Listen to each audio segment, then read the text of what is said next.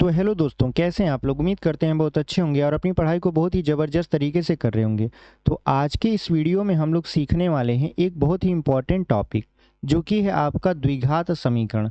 अगर आप किसी भी एग्ज़ाम की तैयारी कर रहे हैं तो ये आपका ज़रूर द्विघात समीकरण से सामना हुआ होगा और आपको लगता होगा कि द्विघात समीकरण का अगर हमको ऐसा कोई वीडियो मिल जाता जिसमें एक ही वीडियो में सारी चीज़ें समझाई गई हों तो बहुत अच्छा होता। वीडियो तो यूट्यूब पर पड़े हुए हैं, लेकिन एक ही आपके कंसेप्ट में नहीं पड़े हुए हैं कि एक ही वीडियो से आपका काम हो जाए। तो इसी को ध्यान में रखते हुए हमने यह सोचा कि एक वीडियो ऐसा लाया जाए जिसमें द्विघात समीकरण का पूरा कंसेप्ट आपको सिखाया जाए कि द्विघात समीकरण क्या-क्या होता है और कैसे-कैसे क्वेश्चन इससे पूछे जाते हैं और आपके मन में जब आप द्विघात समीकरण पढ़ते हैं तो कौन-कौन से सवाल आते हैं। तो पहला सवाल यही आता है आपका कि द्विघात समीकरण होता क्या है? तो हमने यहाँ पे देखिए लिखा भी है कि द्विघात समीकरण क्या है। दूसरा, द्विघात समीकरणों का मूल कैसे निकाला जाता है, यानी द्विघात समीकरणों में योग कैसे निकाला जाता है, मूलों का योग। और फिर आपके दिमाग में ये प्रश्न आता होगा कि मूलों का गुणनफल कैसे ज्ञात कर सकते हैं। एक सूत्र बड़ा प्रचलित होता है द्विघात समीकरण में, श्रीधराचार्य का सूत्र। ये कब लगता है और कैसे हमको पता होता है कि यही श्रीधराचार्य का सूत्र है, यानी श्रीधराचार्य सूत्र क्या है और कब लगता है। विवेक्तिकर का आपने नाम सुना होगा जब द्विघात समीकरण पढ़ते हैं। खास तौर से रेलवे के विद्यार्थी ध्यान दें, क्योंकि रेलवे में आपका द्विघात समीकरण से आपका क्वेश्चन जरूर पूछता है।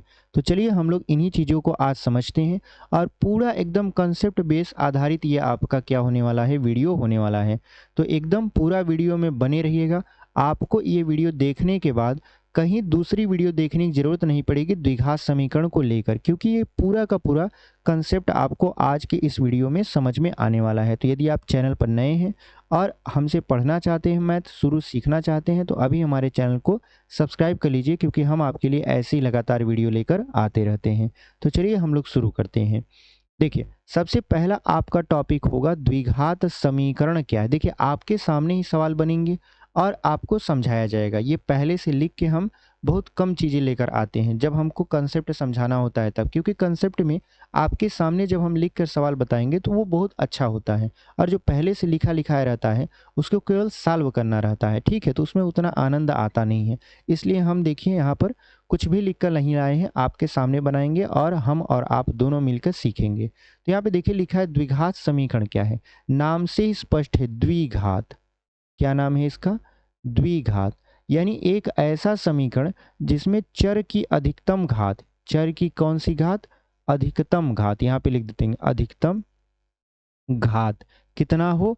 2 हो। तो आपके मन में एक और सवाल आएगा कि सर बताइए चर क्या है। देखिए, जब हम लोग पढ़ते हैं आपका अंक और बीजी व्यंजक, यानी अंक प्लस बीजी व्यंजक को जब साथ में पढ़ते हैं तो वहाँ पे आपको जो अंक होता है उसको आप अचर बोलते हो और जो बीजी व्यंजक होते हैं जैसे X Y Z A B C D उसको आप चर बोलते हो। यानी चर वह मान जिसका मान हमेशा परिवर्तित होता रहता है। ये कैसा होता है? ये परिवर्तनशील होता है चर वाला। और ये जो अचर होता है ये अपरिवर्तित होता है। ये कैसा होता है? अपरिवर्तित होता है। तो जो अचर होता है उसमें संख्या आता है और जो बीजी व्यंजक होते हैं वो चर में आते हैं।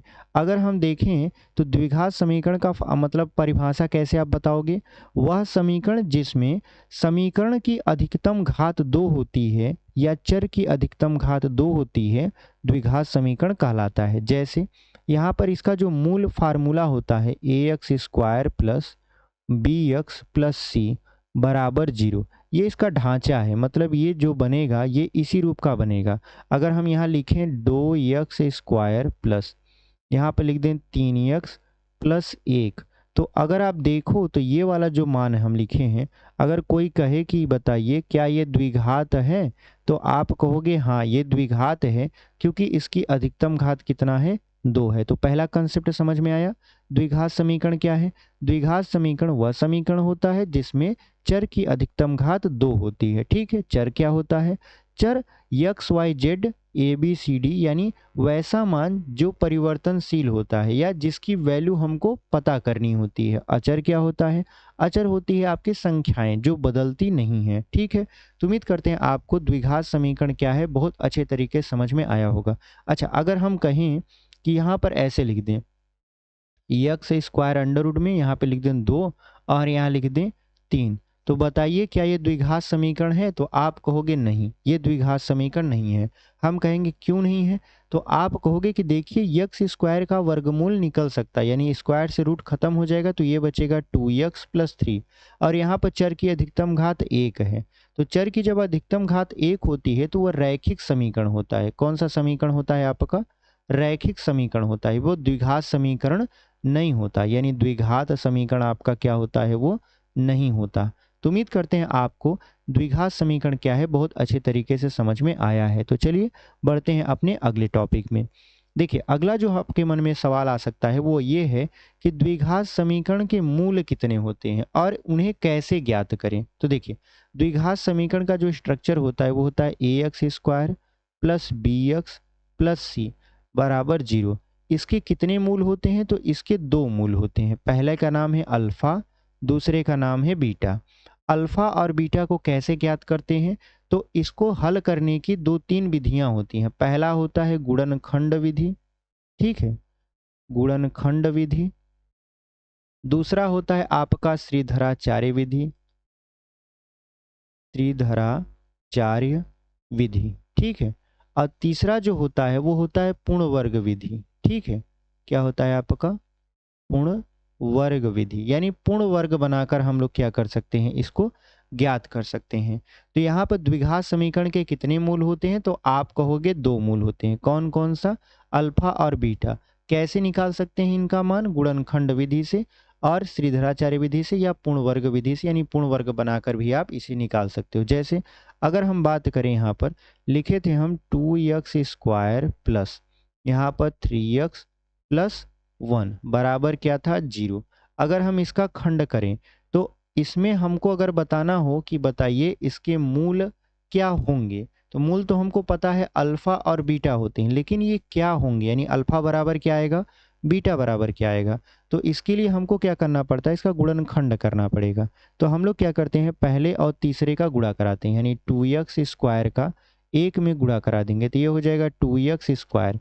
अब इस 2x स्क्वायर को इस तरीके से तोड़िए कि बीच वाला पद आ जाए, यानी 3x आ जाए। तो आप कहोगे 2 एक कम 2 होता है, ठीक है। यानी 2 का अगर हम 1 में गुणा करा दें तो 2x स्क्वायर आएगा और 2 को अगर हम 1 में जोड़ दें तो 3 आ जाएगा, जो कि आपका बीच वाला पद है। तो हम लोग इसको तोड़ेंगे 2x स्क्वायर प्लस यहाँ पर हो जाएगा 2x प्लस x प्लस 1 बराबर 0।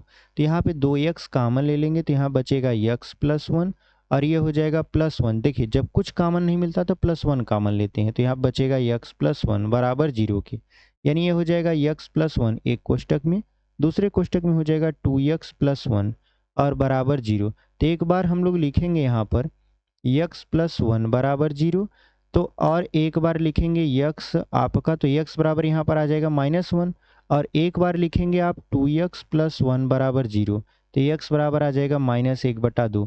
तो जो x की ये 2 ठो वैल्यू आई है, इसी में से पहले वाले को हम नाम दे देंगे अल्फा और दूसरे का नाम दे देंगे बीटा, यानी ये हमारे क्या हैं? मूल हैं। तो इस तरीके से आप द्विघात समीकरण के मूल निकाल सकते हैं। अधिकतर आपको गुणनखंड विधि ही मिलेगी लगाने के लिए, जो कि आपके सामने हम लगाकर दिखाए हैं, ठीक है।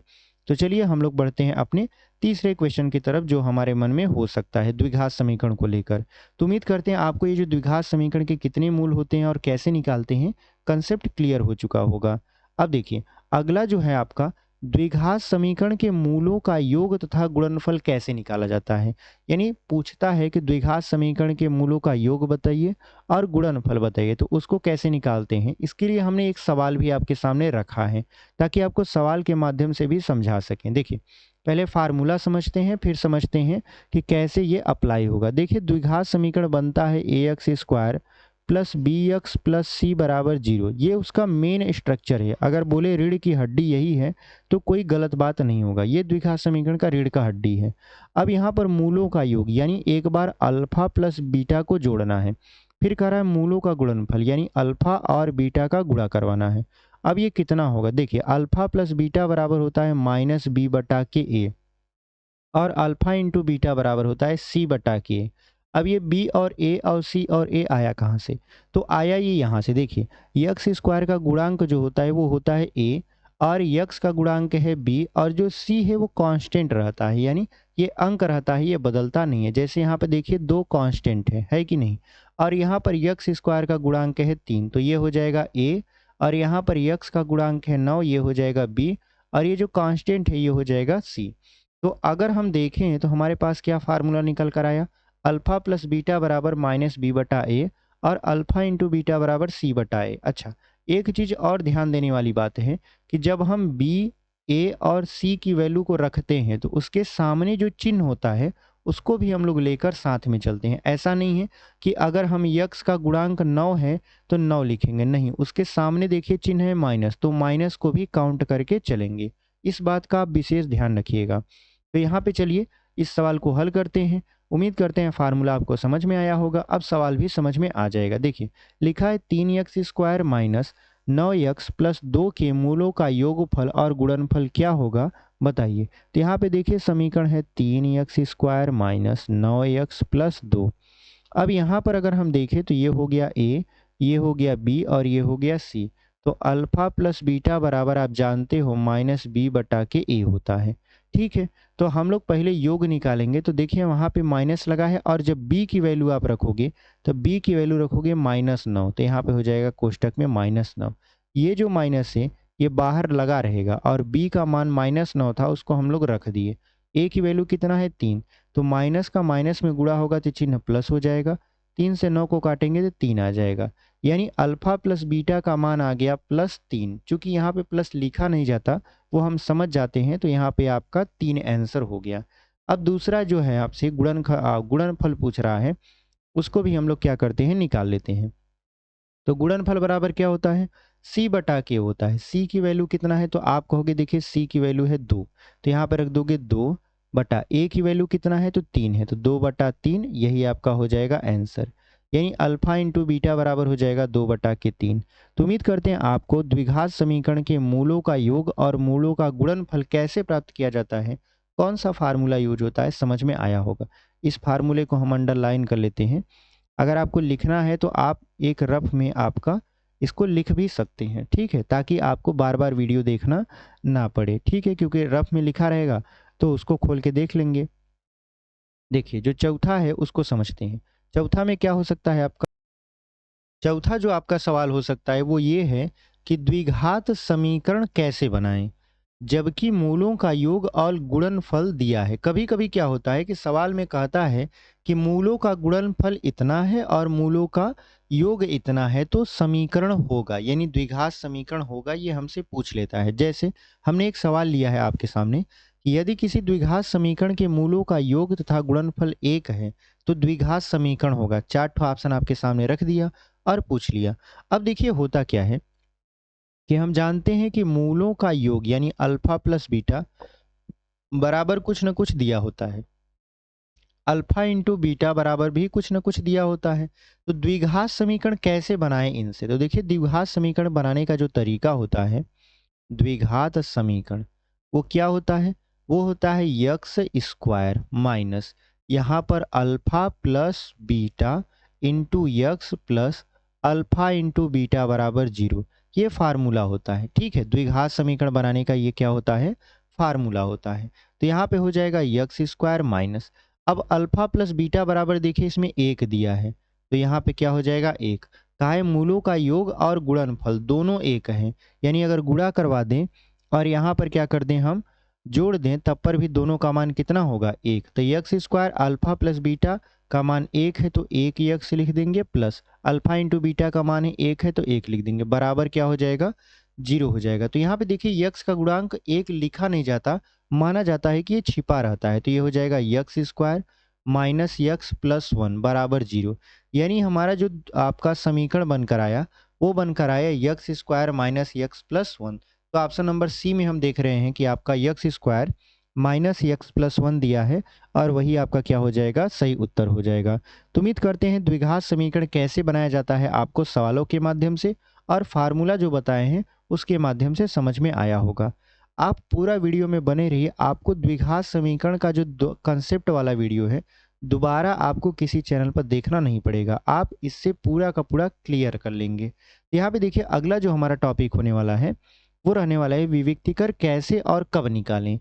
यानी विविक्तिकर कैसे निकाला जाता है और कब निकाला जाता है, इसको भी आपको बताना है। तो विविक्तिकर देखिए, द्विघात समीकरण होता है A X square plus B X plus C. विविक्तिकर को डी से दर्शाया जाता है। किससे दर्शाया जाता है? डी से। डी बराबर विविक्तिकर का फार्मूला होता है बी स्क्वायर माइनस 4ac। ठीक है। तो जब आपसे पूछे कि मूल कैसा है, अगर पूछे आपसे कि मूल कैसा है, कैसा का मतलब होता है मूल बराबर है, समान है, परिमेय है, अपरिमेय है, कैसा है। ठीक है। तो आपको कैसे पता चलेगा? तो विविक्तिकर के माध्यम से। तो इसीलिए कह रहा है विविक्तिकर कैसे निकाले, तो d बराबर बी स्क्वायर माइनस 4ac से आप निकाल सकते हैं। कब निकाल सकते हैं? मूल कैसा है जब ये पूछे तब। एक समय आपका सवाल हम लिए हैं, उसको हम लोग सॉल्व करके देखेंगे।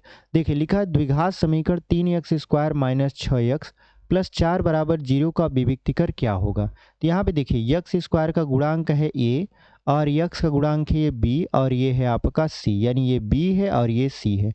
हमने कहा जब भी हम आपका a b या c लेंगे, यहाँ पर a कर देते हैं, यहाँ c नहीं है।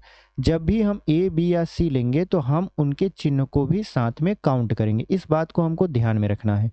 तो d बराबर फार्मूला अभी आपको बताएं बी स्क्वायर माइनस 4ac होता है। तब b कितना है? तो -6, क्योंकि देखिए b हम इसके चिन्ह के साथ काउंट करेंगे और इसका स्क्वायर कर देंगे -4। a का मान कितना है? तो a का मान है 3 और c का मान कितना है? 4 है। तो यहाँ पर d बराबर कितना हो जाएगा? 6 छक्का 36 और 4 तियाँ 12 और 12 चौक कितना हो जाएगा? 48। यहाँ पे d बराबर कितना हो जाएगा? तो 48 में से 36 को घटाएंगे तो कितना बचेगा? 12, लेकिन वो माइनस में। तो यहाँ पे देखिए जो d की वैल्यू है वो 0 से कम आया, क्योंकि जो -12 है वो 0 से कम है। तो यहाँ पर अभी हम अगले टॉपिक में इसको बताएंगे कि कैसे आप मतलब बता सकते हैं कि मूल आपका वास्तविक है, समान है या असमान है या काल्पनिक है। अगर हम फिलहाल इसकी बात करें तो ये तो ऑप्शन नंबर आपका सी हो जाएगा, जो कि -12 दिया है। लेकिन आपसे कहे कि ये मूल कैसा है, तो ये मूल काल्पनिक है। कैसा मूल है? ये काल्पनिक है। ठीक है, काल्पनिक, काल्पिन लिख दिए हैं, काल्पनिक होना चाहिए। ठीक है, यहाँ पे हो जाएगा काल्पनिक, यहाँ काल्पिन लिख दिए हैं। तो ये काल्पनिक मूल है। कैसा मूल है? काल्पनिक। तो उम्मीद करते हैं आपको विविक्तिकर क्या होता है, कब लगाया जाता है, विविक्तिकर का फार्मूला क्या है, बहुत अच्छे तरीके से समझ में आ गया होगा। चलिए हम लोग बढ़ते हैं अपने अगले डाउट के बारे में जो हमारे मन में हो सकता है।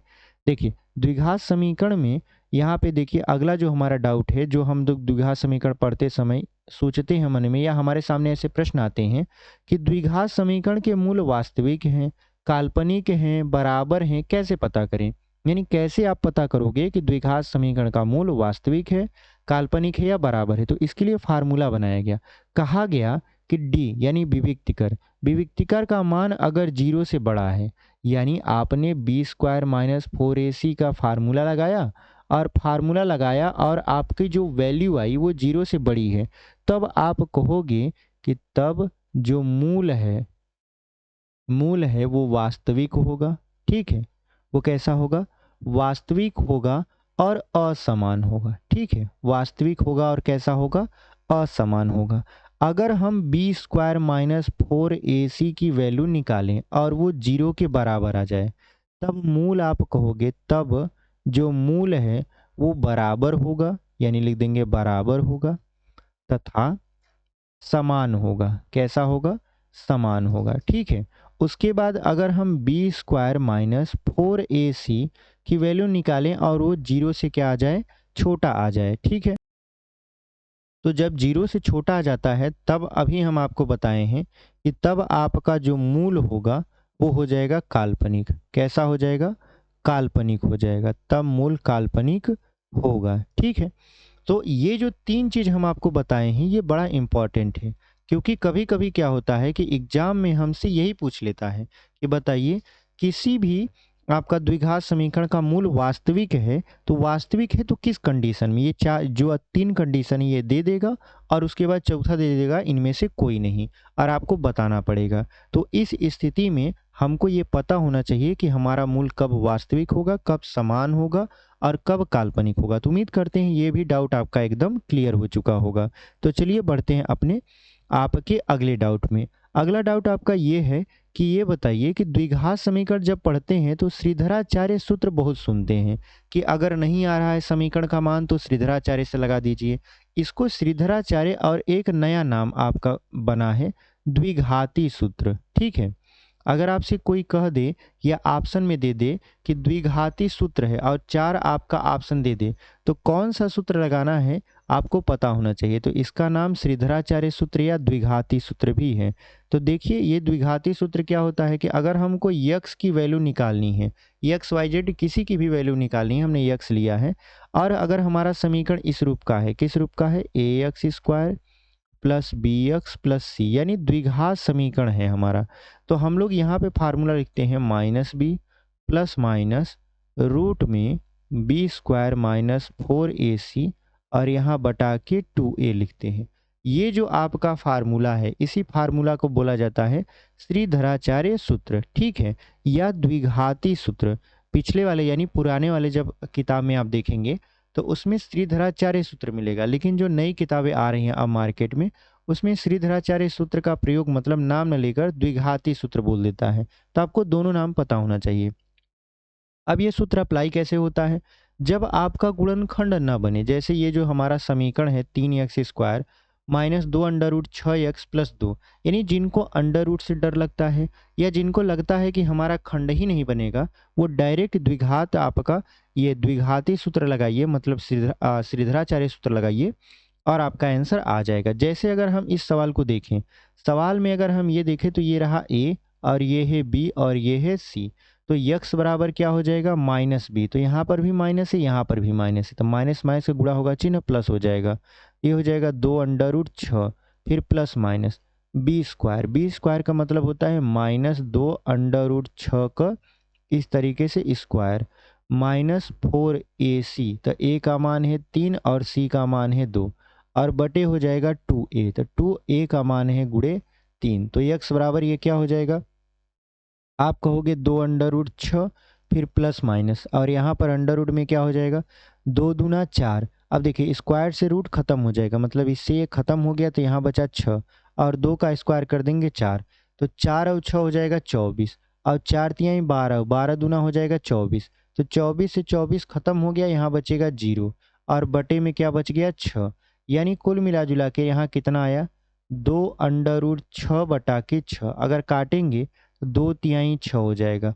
अगर हम अंडर रूट आपका 6 का क्या कर दें परिमेयीकरण कर दें, ठीक है, क्योंकि यहाँ पे देख रहे हैं कि आपका 2/3 ऐसे कुछ करके लिखा है, तो यहाँ पर हम लोग क्या कर दें अंडर रूट 3 का ऊपर गुणा कर दें या हम अंडर रूट 6 का ऊपर गुणा अंडर रूट 6 का नीचे, तो यहाँ पर हो जाएगा आपका देखिए 6 का 6 में गुणा कराएंगे तो 6 आ जाएगा, नीचे हो जाएगा 3 अंडर रूट 6, काटेंगे तो हो जाएगा 2 बटा अंडर रूट 6।